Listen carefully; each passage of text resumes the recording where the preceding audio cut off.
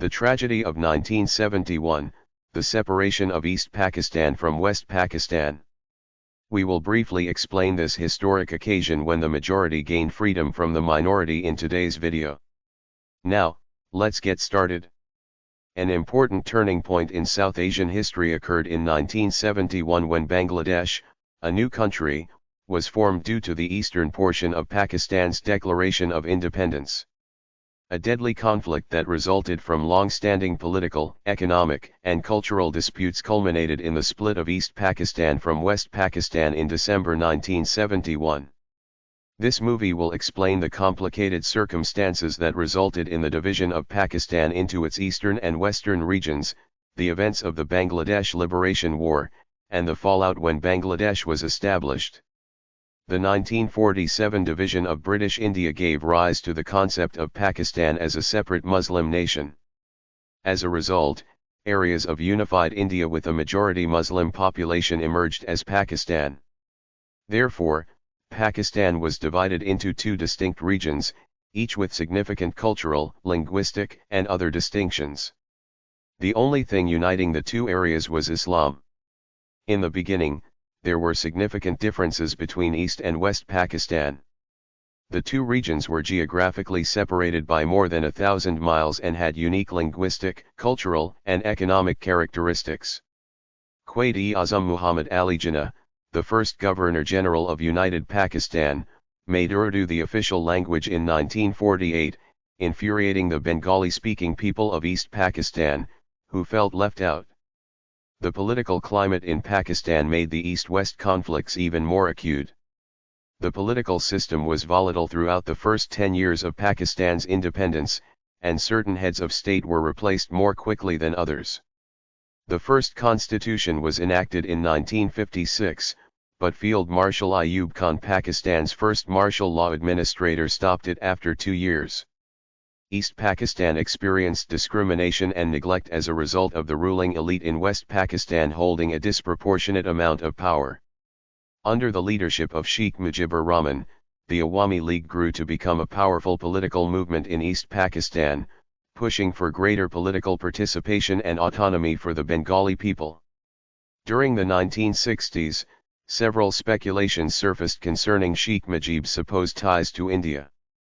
Following Pakistan's independence, the country held its first ever general elections in 1970, marking a significant turning point in its history.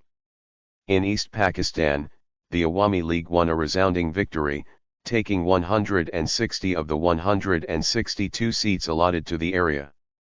Following the elections, the Pakistan People's Party, led by Zulfikar Ali Bhutto, emerged as the biggest party in western Pakistan.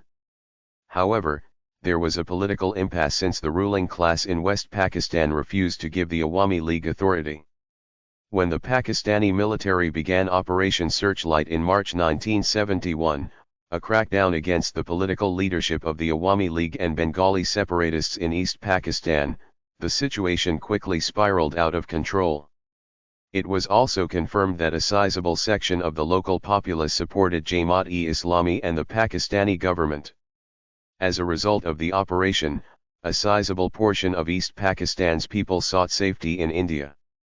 At this juncture, India entered the fray directly, supporting the separatist Bengalis. The Indian government made political use of this circumstance.